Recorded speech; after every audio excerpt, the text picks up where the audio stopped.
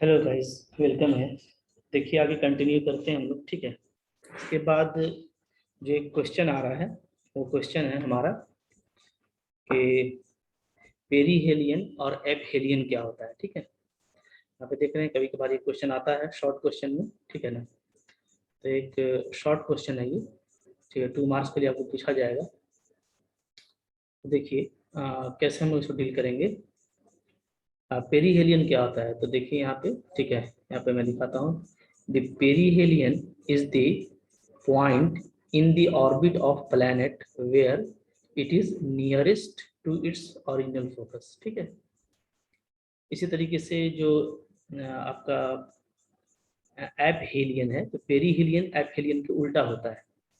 यानी ये एक पॉइंट है ऑर्बिट में जहाँ पे जो प्लैनेट है वो अपने फोकस से क्या होता है, फार्थेस्ट होता है, यानी सबसे ज़्यादा दूर होता है, ठीक है। तो एक नियरेस्ट पॉइंट है प्लैनेट का अपने फोकस से, जो पेरीहेलियन कहलाता है। और एक आपका फारदेस्ट पॉइंट है, ठीक है, प्लेनेट का अपने फोकस से, जो आपको क्या कहलाता है, एपहेलियन कहलाता है, ठीक है। अगर हम लोग इसको ऐसे देखें, जैसे देखिए ये हो गया हमारा क्या, इलिप्टिकल पाथ, ठीक है। सपोज कि ये हमारा इलिप्टिकल पाथ है जिसमें हमारा कोई प्लैनेट क्या कर रहा है, मूव कर रहा है, ठीक है। सपोज कि ये मेरा प्लैनेट है, ठीक है ना, प्लैनेट। तो होता क्या है, हम लोग ये जानते हैं कि जैसे एक जो इलिप्स है इसमें 2 फोकस होता है, ठीक है। जैसे सपोज कीजिए एक फोकस ये है और एक फोकस ये है, ठीक है। तो किसी एक फोकस को लेके चलेंगे, जैसे मान लीजिए अभी मेरा फोकस ये है, सन। सन यहाँ पे है, ठीक है ना। ओके, तो सन अगर यहाँ पे होगा तो आप देखेंगे कि जब यहाँ पे हम सन को लेते हैं तो इसके रिस्पेक्ट में, यानी ये अगर मेरा फोकस है तो इसके रिस्पेक्ट में आप देखेंगे कि प्लैनेट अभी क्या है, इसके नज़दीक है। तो ये जो पोजीशन है, ये जो पोजीशन है, ठीक है, ये सब क्या है, ये सब आपका सन के क्लोज वाला पोजीशन है। मतलब सन से ये लोग काफी क्लोज है, ठीक है, नियरेस्ट है। तो जो नियरेस्ट वाला पोजीशन होगा ये हमारा क्या होगा, ये सारा आपका जो पोजीशन है, पॉइंट है, वो क्या कहलाएगा, ये हमारा कहलाएगा पेरीहेलियन, ठीक है। अच्छा, जबकि ये प्लैनेट जब मूव करेगा तो मूव करता हुआ जब इधर आ जाएगा, देखिए अभी सबसे दूर आ गया है, ठीक है, सन से जो है आप देखेंगे तो मैक्सिमम डिस्टेंस पर है ना। ये आपका क्या है, मैक्सिमम डिस्टेंस है, देख रहे हैं तो, ठीक है। यानी फारदेस्ट पोजीशन पे है। तो ये जो पोजीशन है आपका, ये क्या कहलाएगा, ये आपका कहलाएगा एपहेलियन, ठीक है। तो एक छोटा सा चीज है, इसको आपको समझ करके रखना है, ठीक है। चलें अब आगे कंटिन्यू करेंगे हम लोग, ओके।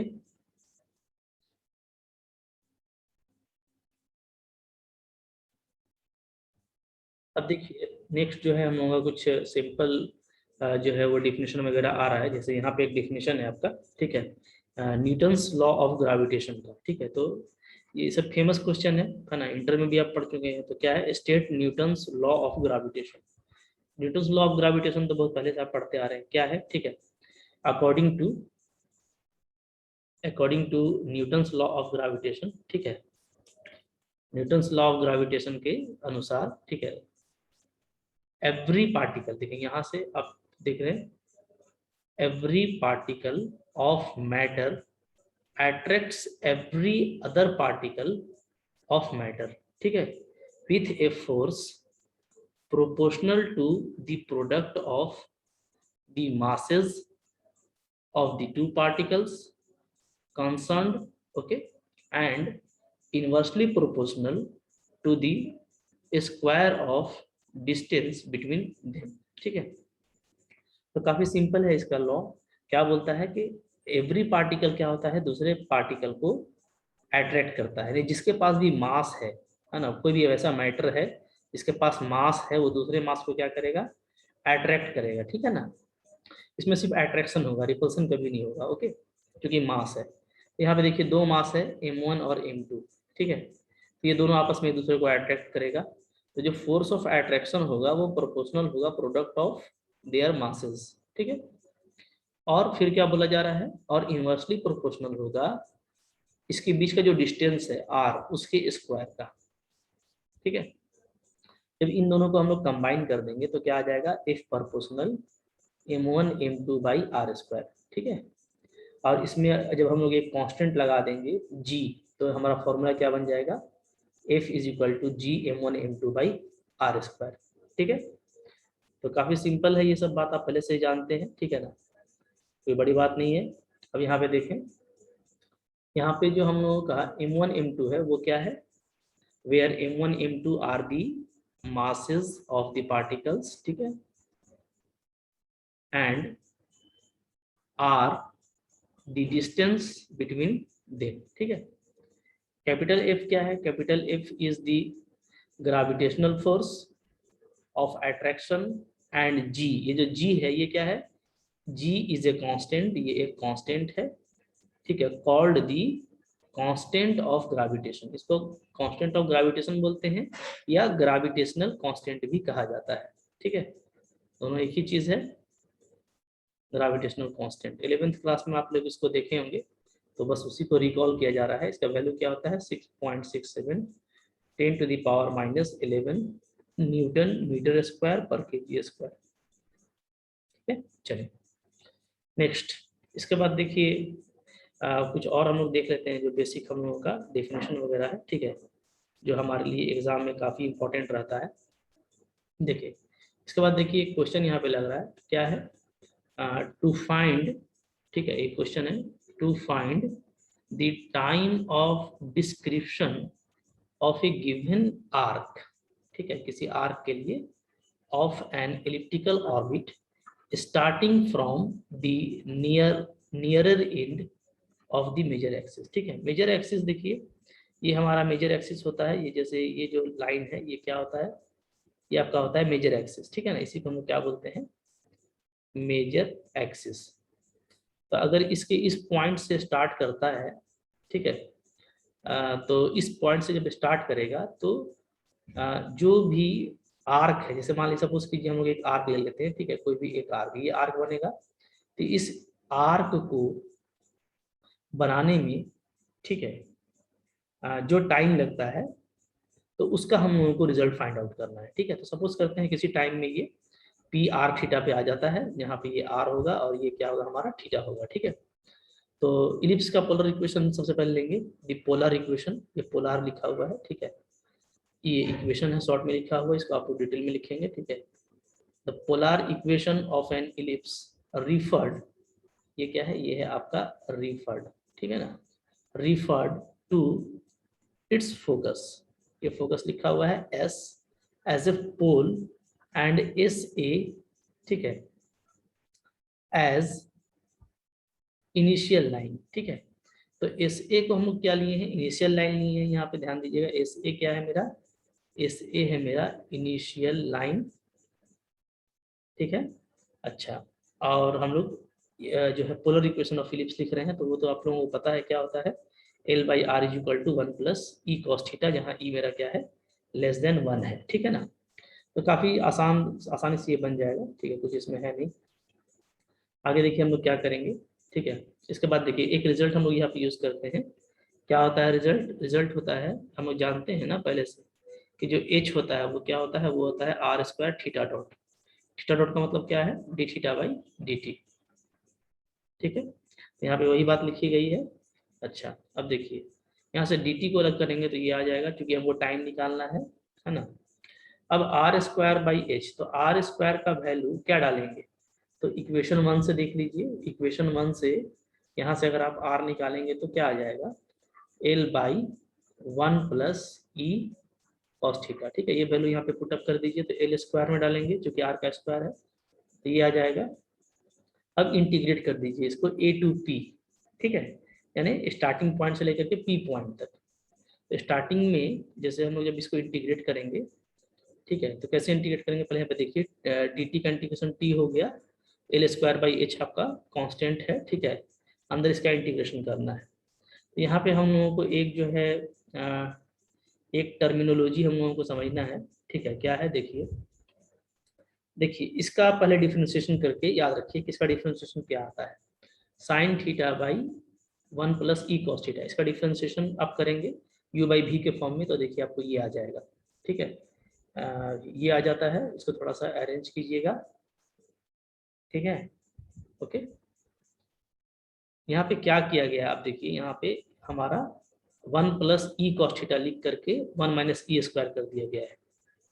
तो इससे ये प्लस हो जाएगा, 1 1 कैंसिल हो जाएगा, तो ऐसा कर सकते हैं, ठीक है। फिर इसको आप अलग अलग करेंगे तो ये आपका फिर ये दोनों आ जाएगा, ठीक है। तो हम लोग ये देख रहे हैं कि हमको जो चाहिए, हमको क्या चाहिए, हमको चाहिए 1, हमको इंटीग्रेशन चाहिए D theta by 1 plus e cos theta का होल स्क्वायर, इसका चाहिए, ठीक है। तो वो टर्म हमको लाने के लिए जो स्क्वायर वाला टर्म आया है इसको हम अलग करेंगे। ये यहाँ पे देखिए नीचे में स्क्वायर है, देख पा रहे हैं ये वाला, ठीक है। इसको हम लोग अलग करेंगे तो ये इधर आ जाएगा, ठीक है। तो बाकी ये मेरा बचेगा। तो स्क्वायर पहले हटाने के लिए हम लोगों को इतना मेहनत करना पड़ा, तो ये एक टर्मिनोलॉजी है, इसको याद रखिएगा, ठीक है। अब हम लोग क्या करेंगे, दोनों तरफ इंटीग्रेट कर देते हैं ताकि जो मेरा इक्वेशन 2 वाला इंटीग्रेशन है वो हमको मिल जाए, ठीक है। जब हम लोग दोनों तरफ इंटीग्रेट करेंगे तो देखिए क्या होगा, ठीक है। जैसे दोनों तरफ इंटीग्रेट कर दिया गया, ओके। ये वाला टर्म इधर है, ठीक है ना, इधर ये आ गया। तो ये तो चूंकि डेरिवेटिव है, जब इसका आप इंटीग्रेशन करेंगे तो डेरिवेटिव हट जाएगा, सिर्फ हमको ये बचेगा, ठीक है। अच्छा, इधर हम मेरा ये आ जाएगा। अब इसका इंटीग्रेशन करने के लिए यहाँ पे कॉस थीटा का एक फॉर्मूला लगाना है, ठीक है। क्या है फॉर्मूला, देखिए जिसको इसको हम लोग अलग से कर रहे हैं, D theta by 1 plus e cos theta है ना, इसको इसको इक्वेशन 3 कॉल कर लिए हैं। इसका इंटीग्रेशन, ये सब इंटीग्रेशन आपको आना चाहिए, ये सब कोई नया चीज़ नहीं है, आप पहले से करते आ रहे हैं। यहाँ पे फॉर्मूला लगा दीजिएगा 1 minus ten square theta by 1 plus ten square theta by 2, ये यहाँ पे अप्लाई करेंगे, ठीक है, कॉस थीटा के प्लेस पे। और फिर हम लोग क्या ले लेंगे, एलसीएम ले लेंगे। तो एलसीएम जब हम लोग लेंगे तो क्या आएगा, ठीक है। थोड़ा सा यहाँ पे देखिएगा, यहाँ पे एलसीएम लेने के बाद क्या आता है, देखिएगा ये आपको करना है, यहाँ पे कैलकुलेशन वाला काम आप कर लीजिएगा, ठीक है ना। जैसे एलसीएम लेके जब अरेंज करेंगे ना तो हम लोगों को देखिए ये आएगा 1 प्लस ई, ये अलग हो जाएगा, और क्या आएगा 1 minus E ten square theta by 2, ठीक है, दिख रहा है वहाँ पे। अच्छा, और ये ऊपर चला गया, ठीक है। फिर इसको 1 plus ten square theta by 2 को क्या बोलते हैं, इसको बोलते हैं सेक स्क्वायर थीटा बाई 2, इसका यूज़ कीजिएगा। ये सब तो आप जानते हैं इंटीग्रेशन का टेक्निक, ये जब करते हैं तो कैसे करते हैं ना, ये सब हम लोग कर चुके हैं क्वेश्चन एग्जाम में 12 में, ठीक है। तो 12 लेवल का इंटीग्रेशन है, कोई खास नहीं है। तो अब देखिए ये आपका बाइफर्केट हो गया यहाँ पर, ठीक है। अब यहाँ पे हम लोग टेन थीटा बाई 2 को क्या करेंगे, जेड मान लेंगे, तो इसका डिफ्रेंसिएशन क्या होता है 1/2 sec square theta by 2 d theta equal to d z, ठीक है। तो सिंपली जो हम लोगों को इंटीग्रेशन है वो क्या मिल जाएगा, देखिए, ठीक है। तो हम लोगों को जो इंटीग्रेशन है वो यहाँ पे मिल जाता है, ठीक है। ये तो पूरा आपका ए के प्लेस में आ गया, पूरा कांस्टेंट है ए, ठीक है। और ये हमारा प्लस जेड स्क्वायर। तो इसका जो, जैसे हम लोग इंटीग्रेशन क्या जानते हैं, d z by a square plus z square का क्या होता है, इसका होता है 1/a tan inverse z by a, है ना। ये फॉर्मूला अप्लाई कीजिएगा तो जेड यहाँ पे आ जाएगा, और ए, तो अब यहाँ पे हम लोग स्क्वायर अगर लगाएंगे, अगर हम इसको ए स्क्वायर मान लेते हैं तो ए करने से तो क्या होगा, इसका रूट बचेगा, ए यहाँ पर क्या हो जाएगा 1 प्लस ई बाई 1 माइनस ई का स्क्वायर रूट। ये सब आपको खुद से करना है, ठीक है, कोई कुछ नहीं है, डिफरेंस इंटीग्रेशन आपका ये अपना चीज़ है, हाँ। तो ये जब करेंगे तो देखिए ये ए के प्लस में आएगा, फाइनली आपको ये इंटीग्रेशन मिलेगा, ठीक है ना। अब इस इंटीग्रेशन को जो आपका आया है इसको आप इक्वेशन 3 में पुटअप कर दीजिए, ठीक है। तो हम लोग इक्वेशन 3 में इसको पुटअप करेंगे, तो इक्वेशन 3 में पुटअप करने से, ठीक है, हम लोगों को क्या मिल गया, देखिए हम लोगों को ये वाला जो हमारा रिक्वायर्ड था, रिक्वायर्ड तो मेरा ये है इंटीग्रेशन, ये इंटीग्रेशन, ठीक है। तो मेरा ऊपर जो वैल्यू आया है उसको हम लोग पुटअप कर देंगे यहाँ पे, तो मेरा फिर ये आ जाएगा, ठीक है। अब यहाँ से ये जो कांस्टेंट है इसको क्रॉस करके हटा दीजिए, तो फाइनली आपका देखिए ये आ जाता है। तो ये हमको जो इंटीग्रेशन रिक्वायर्ड था, तो अब हम लोग इसको इक्वेशन 2 में पुटअप कर देने वाले हैं, ठीक है। इक्वेशन 2 में पुट कर दिए, जहाँ से आपको टाइम का वैल्यू निकल जाएगा, ठीक है। तो यहाँ से देखिए आपका टाइम का वैल्यू निकल जा रहा है, इस इंटीग्रेशन का वैल्यू डाल दीजिए। इनिशियली जो है वो 0 था, थीटा देख रहे हैं आप, ठीक है। जब हम लोग इलिप्स पे मूव कर रहे थे तो इनिशियली 0 था, और जब हम लोग पी पे पहुंचेंगे तो पी क्या है, पी है आर थीटा, यानी आपका थीटा क्या हो जाएगा, थीटा इक्वल टू थीटा हो जाएगा। तो इंटीग्रेशन हम लोग 0 से थीटा करेंगे, तो लिमिट डालेंगे 0 से थीटा, ठीक है। तो ये देखिए लिमिट डाल दीजिए, बाहर में जो वैल्यू है उसको रखिए उसी तरीके से, ठीक है।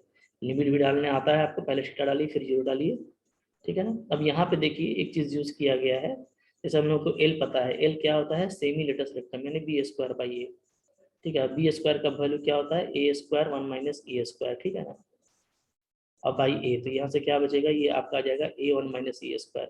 ये सारा इलिप्स का रिजल्ट आपको याद रखना चाहिए। तो फाइनली देखिए हमारा जो टी का वैल्यू है वो क्या आ गया, देखिए यही हमारा टी का वैल्यू आया।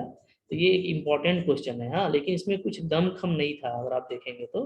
ठीक है, एक सोल्यूशन है और कॉपी में बना हुआ है, तो थोड़ा लेंदी लग रहा है।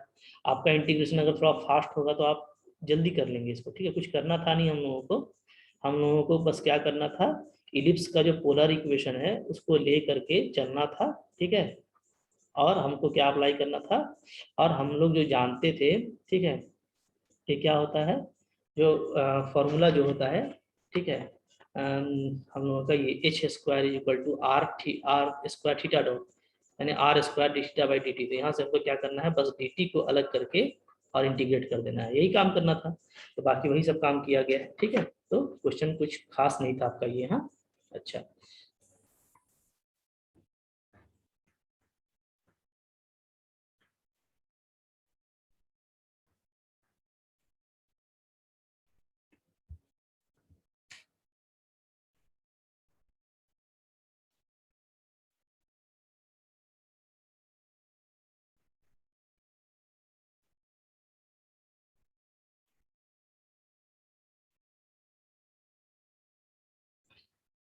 तो देखिए फिर एक क्वेश्चन जो है यहाँ पे है हमारा 1015 में आया था लॉन्ग क्वेश्चन में। ठीक है, क्या है, find the time of description, same question है ना, टाइम ऑफ डिस्क्रिप्शन निकालना है ऑफ गिवन आर्क। ठीक है, ऑफ पाराबोलिक ऑर्बिट। यहाँ पे ध्यान दीजिए क्या दिया हुआ है, वहाँ पे पिछले क्वेश्चन में हम लोगों का इलिप्टिकल था, यहाँ पे क्या है, यहाँ पे आपको पाराबोलिक ऑर्बिट दिया है। ठीक है, तो पाराबोलिक ऑर्बिट के लिए काम करना है। ठीक है ना, of A comet starting from the perihelion. Perihelion का मतलब क्या है, हम लोग जानते हैं, जो जो नियर मोस्ट पॉइंट होता है, जैसे ये फोकस है तो इसके नियर मोस्ट पॉइंट से यहाँ से निकालना है।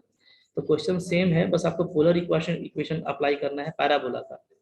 तो पैराबोला का लेटेस्ट रेक्टम कितना होता है, 4a होता है, रिफर टू फोकस एस। ठीक है, ओके। तो इसका जो इनिशियल जो इसका जो इक्वेशन होता है आपका पैराबोला का, वो ये अप्लाई करना है। ठीक है, पैराबोला का पोलर इक्वेशन। ठीक है, पैराबोला पोलर इक्वेशन, और तरीका वही होगा, फिर से हमको बस इंटीग्रेशन बस करना है, कुछ करना नहीं है। ठीक है ना, यहाँ से आप 1 प्लस कॉस थीटा को ये लिख सकते हैं और आर का वैल्यू हमारा ये आ जाएगा। ठीक है, अब ये आ गया, तो अब इसको आप खुद से बनाइए, वीडियो को पॉज कीजिए और जो फॉर्मूला लगाते हैं, जो पिछले बार लगाए थे वो लगा करके खुद से आप टी को इंटीग्रेट कीजिए। ठीक है, तो कुछ नहीं करना, देखिए वही सेम काम करेंगे। ठीक है, मैं आपको दिखा दे रहा हूँ, यही है, ये फॉर्मूला लगाइएगा, डी टी को अलग कीजिएगा। ठीक है, और डी टी जब हमारा अलग हो जाएगा तो आर स्क्वायर का वैल्यू डाल दीजिएगा जो ऊपर में आया था। तो ये अब इसको इंटीग्रेट करने का आपको काम करना है, 0 से थीटा तक सेम काम है ना। तो सेक 4 थीटा का इंटीग्रेशन हम लोग 12 में किए थे, सेम काम करना है, 12 वाला स्टैंडर्ड से काम करना है। ठीक है, यहाँ पे भी क्या है, यहाँ पे आपका है sec 4 थीटा/2 है ना, इसका इंटीग्रेशन करिए है ना। इंटीग्रेशन में मैं नहीं बताने वाला, ये 12 स्टैंडर्ड का है, ये आप वीडियो को बंद कीजिए और खुद से कीजिए, ज़्यादा अच्छे तरीके से आप कर पाएंगे। ठीक है, तो पूरा उम्मीद है कि आप कर लिए होंगे, करने के बाद लिमिट डाल देंगे तो आपका आंसर भी आ जाएगा। ठीक है ना, देखिए ये इंपॉर्टेंट क्वेश्चन है, टाइम फाइंड आउट करने वाला। तो ये सब क्वेश्चन अगर आता है तो आपके लिए मुश्किल नहीं होना चाहिए। ठीक है, फिर देखिए उसी तरह का एक क्वेश्चन यहाँ पे है, ये भी काफ़ी इंपॉर्टेंट क्वेश्चन है, कई बार आया हुआ है। ठीक है, क्या है, a planet is describing an ellipse, अब इलिप्स है about a sun as focus such that its velocity away from the sun, velocity क्या है, अवे फ्रॉम द सन है। ठीक है, इज ग्रेटेस्ट, ये ग्रेटेस्ट होगा when the radius vector to the planet is at right angle to the major axis. ठीक है, कब होगा ग्रेटेस्ट, जब जो रेडियस वेक्टर है वो क्या होगा, राइट एंगल पर होगा। ठीक है, ये आप ध्यान दीजिएगा, हाँ, मेजर एक्सिस के। अच्छा, मतलब मेजर एक्सिस तो हमारा देखिए ये मेजर एक्सिस है, तो जो रेडियस वेक्टर है वो हमारा ऐसे हो जाएगा है ना, राइट एंगल हो जाएगा ये। ठीक है, ये केस है, तो वेलोसिटीज का क्या हो जाएगा, एक तो अवी होगा और ग्रेटेस्ट हो जाएगा। ठीक है ना, तो ये तो खैर हम लोग पहले से भी जानते हैं ये कॉन्सेप्ट को। तो उस टाइम में, ठीक है, हमको ये दिखाना है कि जो वेलोसिटी है उसका वैल्यू ये आएगा, ठीक है। हमको वेलोसिटी ये प्रूफ करना है, ठीक है ना। जहाँ 2a क्या है, 2a आपका लेंथ ऑफ मेजर एक्सिस है और t टाइम पीरियड है। तो सिंपल क्वेश्चन है, आप वीडियो को पॉज कीजिए और खुद से बनाने की कोशिश कीजिए, कुछ खास नहीं है, ठीक है क्वेश्चन में। हाँ, अगर आप लिप्स का पोलर इक्वेशन जानते हैं डील करना तो आपको कोई दिक्कत नहीं होने जा रहा, ठीक है ना। सर देखिए यहाँ पे फिगर बना हुआ है, फिगर में देख लीजिए, ये है हम लोगों का भी हमारा वेलोसिटी है, ठीक है, एट ऑफ प्लैनेट, ठीक है, along the tangent L M at point P, ठीक है। किसी पॉइंट पी पे बात कर रहे हैं हम लोग, जैसे देखिए कोई मेरा पॉइंट पी है, ठीक है ना। दो फोकस है यहाँ पे, एक है मेरा देखिए एस डैश और एक है एस, ठीक है। ये मेरा सेंटर सी है, ये ए डैश है, ठीक है। तो किसी पॉइंट पी पर, है ना, जैसे पॉइंट पी पर हम लोग जब वेलोसिटी लिखेंगे तो वेलोसिटी इस तरह से लिखेंगे, ठीक है। तो हम लोग ये सपोज करते हैं कि ये वेलोसिटी है और इसके अलोंग में एक लाइन हम लोग ले लेते हैं क्या, एल एम, ठीक है। ये एल एम मेरा क्या है, ये मेरा टेंजेंट है एट द पॉइंट, ठीक है, ओके। अच्छा, अब यहाँ पे देखिए एस से एक परपेंडिकुलर डालिए इस पे, एस एम डैश। तो एस एम डैश मेरा परपेंडिकुलर है, याद रखिएगा, टेंजेंट पे। इसी तरीके से एस डैश एल डैश, ये जो है एस डैश से एल डैश, ये भी मेरा परपेंडिकुलर है टेंजेंट पे, ठीक है। ये दोनों 90 डिग्री बना रहा है यहाँ पे। हाँ, ये भी 90, ये भी 90, ठीक है। इस एंगल को हम लोग फाई सपोज कर लेते हैं, यानी एल डैश, ठीक है, P S dash, L dash P S dash, ठीक है। ये एंगल मेरा फाई, तो ये भी मेरा, ठीक है, फाई हो जाएगा डेफिनेटली। एम पी एस, ये भी फाई होगा, और ये तो फाई रहना ही है, इसमें फाई में चेंजिंग नहीं आएगा, ठीक है। तो यहाँ पे देखिए, यहाँ पे कुछ कुछ चीज़ें जो आपको प्रॉपर्टी में जाननी चाहिए, जैसे देखिए एस हमारा क्या है, फोकस है, ये सब लिप्स का प्रॉपर्टी है, एक जगह कर लीजिएगा ना। तो ये जो एस पी एस एस होता है हमारा, ठीक है, और पी और एस, ठीक है, ये जो होता है हम लोगों का, तो हम लोग देखेंगे यहाँ पे कि, चलिए इसको इस तरीके से कर लें, ठीक है। जैसे पहले, सबसे पहले हम लोग ये करते हैं ना कि जो हमारा भी है, ठीक है, उस भी का हम लोग कर लेते हैं रिजोल्यूशन, यानी उसको हम लोग दो कंपोनेंट में बांट लेते हैं। इधर देखिए, इधर भी साइन फाई हो जाएगा, और इधर क्या होगा, इधर होगा भी कॉस फाई, इस तरफ, ठीक है। ये पी एस वाले लाइन में आएगा, ठीक है ना, क्योंकि ये भी हमारा फाई है, ये फाई है तो भी फाई होगा। इधर हो जाएगा हमारा भी कॉस फाई, और इसका जो परपेंडिकुलर वाला होगा दूसरा कंपोनेंट, वो होगा हमारा भी साइन फाई, ठीक है। ये हम लोगों का फाई है, ठीक है। यानी आप देख रहे हैं कि एंगल जो है एल डैश पी और क्यू, इसको अगर हम लोग लाइन को आगे बढ़ा के क्यू मान लें, तो एल डैश पी क्यू जो है हमारा वो फाई है, ठीक है, ओके। तो ये भी फाई है, ये भी फाई होगा, ठीक है। और तो ये भी हमारा फाई हो गया, ठीक है ना। अच्छा, ये एंगल जो है यहाँ पे लिखा हुआ है L dash P S dash, ठीक है। तो L dash P S dash, ये देखिए, ये अगर फाई है और ये इस लाइन के अलोंग में है,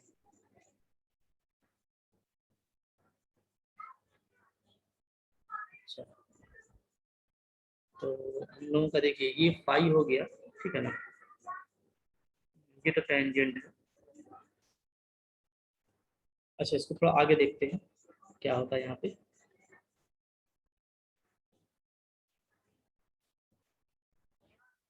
चलिए ठीक है, तो देखिए इलिप्स का प्रॉपर्टी से ये दोनों चीज़ आपको क्लियर है ना। जैसे ये फोकस है हमारा, ये भी फोकस है, तो और ये जो लाइन है ये 90 डिग्री परपेंडिकुलर है, ये भी परपेंडिकुलर है, ठीक है। तो ये एंगल हमारा फाई है। अच्छा, ये भी एंगल हमारा क्या होगा, फाई होगा, ओके। तो ये तीनों प्रॉपर्टी आपको पता है, ये तीनों फाई फाई फाई आ गया, ठीक है ना। तो अब जो हमको क्वेश्चन में कह रहा था कि जो आपका जो अवे फ्रॉम दी सन है, जो वेलोसिटी का कंपोनेंट, तो वेलोसिटी देखिए, ये जैसे अगर हम इसको सन बोलें, तो अवे फ्रॉम सन कौन होगा, ये होगा भी कॉस फाई, ठीक है। तो component of velocity of planet away from the sun क्या हो जाएगा, v cos phi। ठीक है, तो मेरे को v cos phi का ही जो है वैल्यू फाइंड आउट करना है। ठीक है ना, अब आइए इसको फाइंड आउट करते हैं। फिगर आप समझ गए हैं। अब देखिए फिगर में आप देखेंगे तो आपको दिखेगा कि चूंकि एस एम डैश परपेंडिकुलर है टेंजेंट एल एम पे, तो साइन फाई इतना होगा। एस डैश एल डैश भी परपेंडिकुलर है एल एम पे, तो साइन फाई यहाँ से इतना आ जाएगा। ठीक है, अब देखिए साइन स्क्वायर फाई को हम क्या लिख सकते हैं, दोनों को अगर हम मल्टीप्लाई कर दें तो मेरा ये वैल्यू आ जाएगा। ठीक है, प्रॉपर्टी ऑफ इलिप्स से आप जानते हैं कि S M dash into S dash L dash equal to b square होता है। ठीक है, ये सब सारा सारा प्रॉपर्टी है। तो प्रॉपर्टी जो है आपका इलिप्स का, वो आपको जितना मिल रहा है ना वो एक जगह आप करते जाएं, क्योंकि ये 12 स्टैंडर्ड का है तो ज़्यादा हम लोग यहाँ पे बात नहीं कर पाएंगे। तो यहाँ पे बताया जा रहा है कि जैसे मान लीजिए ये टेंजेंट था हमारा, ठीक है, और ये जो है हम लोग का दो फोकस था, एक एस और एक मेरा एस डैश। ठीक है, और यहाँ से हम लोगों ने ये डाला परपेंडिकुलर, और यहाँ से हम लोगों ने परपेंडिकुलर डाला ये। ठीक है, ये तो ये हो गया एल डैश और ये हो गया हमारा एम डैश। ठीक है, तो इन दोनों का जो प्रोडक्ट है लेंथ का वो क्या होता है, वो बी स्क्वायर के इक्वल होता है। एक इंटरेस्टिंग रिजल्ट है। तो हम लोग यहाँ पे बी स्क्वायर पुटअप कर देंगे। ठीक है, नीचे वही रहेगा S P into S dash P. ठीक है, अब देखिए अगर हम लोग एस पी को आर माने, एस पी आप देख रहे हैं क्या है, यहाँ पे पी है, तो एस पी अगर मेरा आर है, जैसे ये अगर ये मेरा आर है, तो एस डैश पी क्या होगा, तो एस डैश पी हो जाएगा आपका 2a माइनस आर। ये भी प्रॉपर्टी है कि एस पी और एस डैश पी का सम क्या होता है, 2a होता है। यानी ये लेंथ और ये लेंथ, ये दोनों को जोड़िएगा तो लेंथ ऑफ मेजर एक्सिस यानी 2a के बराबर आएगा। ठीक है, तो यहाँ से एस डैश पी हमको क्या मिल जाएगा, 2a माइनस आर, चूँकि हम लोग एस पी को आर लिए। तो अब आपका साइन स्क्वायर फाई का वैल्यू ये आ जा रहा है। ठीक है ना, यहाँ तक हम लोगों ने रिड्यूस कर लिया, साइन स्क्वायर फाई आ गया। अब आइए, अब हमको जो भी कॉस फाई का वैल्यू निकालना है उसको हम आसानी से निकाल सकते हैं। कैसे, देखिए भी स्क्वायर करेंगे तो क्या आ जाएगा, वो जो कंपोनेंट हमको निकालना है, ठीक है ना, फ्रॉम इक्वेशन 1, उस कंपोनेंट को कैपिटल भी मान लेते हैं। तो कैपिटल भी स्क्वायर क्या आ जाएगा, भी स्क्वायर कॉस स्क्वायर फाई। ठीक है, तो ये कॉस स्क्वायर फाई को ऐसे लिखेंगे और साइन स्क्वायर फाई का वैल्यू पुटअप कर देंगे। ठीक है, अब देखिए फ्रॉम इलिप्स में हम लोग जानते हैं कि जो वेलोसिटी होता है, जो आपका टेंजेंशियल वेलोसिटी है, ठीक है, वो ये आता है। ये आप पहले पढ़ चुके हैं। ठीक है, ये रिजल्ट है, हम लोगों ने इसको प्रूफ किया है इलिप्स के केस में। ठीक है, तो इस भी स्क्वायर का वैल्यू को यहाँ पे पुटअप कर दीजिए स्मॉल भी स्क्वायर की जगह पे। ठीक है, इसको पुटअप कर देंगे और पुटअप करके थोड़ा इसको सिंप्लीफाई कीजिए। जब आप सिंप्लीफाई कर देंगे, ठीक है, तो आपको यहाँ से कैपिटल भी स्क्वायर का वैल्यू जो है मिल जाता है। आइए, तो कैपिटल भी स्क्वायर का वैल्यू हम लोगों को यहाँ से मिल गया। ठीक है, अब बोलता है कि आपको मैक्सिमम बताना था ना, कि वो वेलोसिटी का जो मैक्सिमम वैल्यू होगा सो क्या होगा, क्योंकि आपको ग्रेटेस्ट वैल्यू निकालना है। ठीक है, जो आपको एक क्वेश्चन में डिमांड किया है वो क्या है, ग्रेटेस्ट वैल्यू किसका, भी कॉस फाई का, यानी कैपिटल भी का। ठीक है, तो इसका ये मैक्सिमम कब होगा, आपको पता है मैक्सिमम निकालने का तरीका। तो यहाँ पे देखिए ये जो वैल्यू है ये मेरा पॉजिटिव वैल्यू है और माइनस हो रहा है। तो ये मैक्सिमम तब होगा जब ये जो पूरा वैल्यू है ये क्या होगा, ये मेरा मिनिमम होगा। ठीक है, ये अगर मिनिमम होगा, चूंकि ये माइनस हो रहा है तो मेरा भी स्क्वायर मैक्सिमम आ जाएगा। अच्छा, इसका वैल्यू मिनिमम, तो ये देखिए एक परफेक्ट स्क्वायर है, परफेक्ट स्क्वायर मिनिमम कब होगा, तो मिनिमम परफेक्ट स्क्वायर होगा, निगेटिव तो होगा नहीं, तो वो जीरो हो सकता है, तो जीरो कर देंगे। तो यहाँ से जैसे b by r minus a by b, इसको आप जीरो करेंगे तो यहाँ से आर का वैल्यू क्या आ जाएगा, क्रॉस करने से आर का वैल्यू आ जाएगा ए बाई बी स्क्वायर बाई ए आएगा। ठीक है ना, यानी सेमी लेटस रेक्टम के इक्वल आ रहा है। ठीक है, क्योंकि आपको पता है सेमी लेटस रेक्टम एल क्या होता है, बी स्क्वायर बाई ए होता है। तो यही मेरा एल का वैल्यू आ रहा है। ठीक है, आर का वैल्यू आ रहा है, तो हम लोग क्या करेंगे यहाँ पे यही लिख देंगे। ठीक है, कि इसका मतलब ये है, this means that the radius vector S P is perpendicular to major axis A dash. ठीक है, क्योंकि देखिए, क्योंकि जो रेडियस का जो वैल्यू आया वो बी स्क्वायर बाई ए आ गया है ना, एल क्या आ गया मेरा, बी स्क्वायर बाई ए, और बी स्क्वायर बाई ए क्या है, ये एल है, यानी सेमी लेटस रेक्टम के इक्वल है। ठीक है, तो सेमी लेटस रेक्टम के इक्वल हो गया, समझिए आप। अब लेटस रेक्टम क्या होता है, तो लेटस रेक्टम जो होता है आपको पता है वो एक तो फोकस से पास करता है और परपेंडिकुलर होता है फोकस के, ये मेजर एक्सिस के इसके परपेंडिकुलर होता है, ठीक है। तो अगर आर मेरा एल के इक्वल आ गया है, डेफिनेटली क्या है इसका मतलब ये है कि आर जो है वो परपेंडिकुलर टू मेजर एक्सिस है। Hence, velocity of planet away from sun is greatest when the radius vector to the planet is at right angle to the major axis। तो यहाँ से वो फैक्ट हम लोगों का प्रूफ हो गया जो क्वेश्चन आपसे पूछ रहा था, ठीक है। अब देखिए अब अगर हम लोग इस r equal to b square का वैल्यू यूज कर ले तो जो कैपिटल V है उसका वैल्यू क्या आ जाता है, उसका वैल्यू देखिए ये आ जाएगा, ठीक है। ई मेरा इसेंट्रिसिटी है तो इसेंट्रिसिटी को यूज कीजिएगा तो ये होता है, यानी b square by a square को ये लिख सकते हैं, तो यहाँ पे a square by b square को इसका उल्टा लिखेंगे और यहाँ पे एलसीएम ले लेंगे तो ये आ जाएगा। तो वो जो भी का वैल्यू मेरे को प्रूफ करना था, तो आप देखिए भी का वैल्यू भी हम लोगों का यहाँ पे आसानी से प्रूफ हो जा रहा है, ठीक है। भी का वैल्यू देखिए आ गया। तो इसको चूंकि टी के टर्म में निकालना है, टाइम पीरियड के टर्म में, तो थोड़ा सा और आगे बढ़ेंगे, ठीक है। यहाँ से आप क्रॉस करके म्यू का वैल्यू निकाल लीजिए और जो टी स्क्वायर का फॉर्मूला होता है टाइम पीरियड का वो यही होता है, ठीक है। ये आपका टाइम पीरियड है। तो इसको थोड़ा सा आप सिंप्लीफाई करेंगे, तो सिंप्लीफाई करने के बाद देखिए आपका ये टर्म आ जाएगा, ठीक है ना हमारा। देखिए ये टर्म आ गया, तो ये जो टर्म आ गया तो यही से आप फिर भी को फाइंड आउट कीजिएगा तो टी के टर्म में आ जाएगा, ठीक है। तो इस तरीके से इसको प्रूफ करना है। तो आई होप इसमें थोड़ा सा इलिप्स का कुछ प्रॉपर्टी याद करना था वो आप थोड़ा याद करके थोड़ा रिवाइज करेंगे तो ये आपके माइंड में सेव हो जाएगा, ठीक है। इसको इस तरीके से कर लीजिए। Thank you for watching.